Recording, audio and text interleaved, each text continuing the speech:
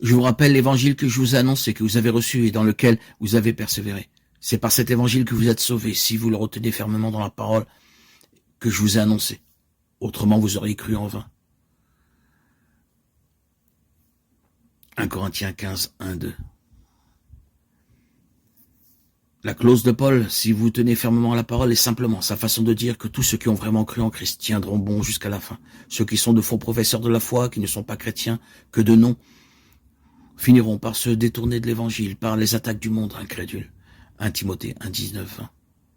La déclaration de Paul, autrement, vous avez cru en vain dans 1 Corinthiens 15, 2, peut être comprise de deux manières. Premièrement, il se pourrait que Paul parle de manière rhétorique en avançant une déclaration hypothétique concernant la vérité de l'évangile.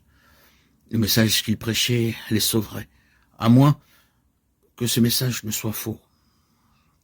À moins, bien sûr, que vous ne croyiez que quelque chose qui n'était pas vrai au départ.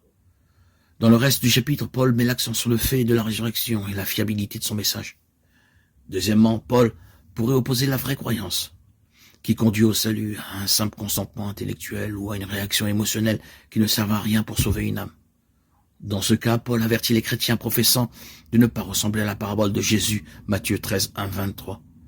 Jésus a donné un avertissement aux faux professeurs dans Matthieu 7, 21, 23.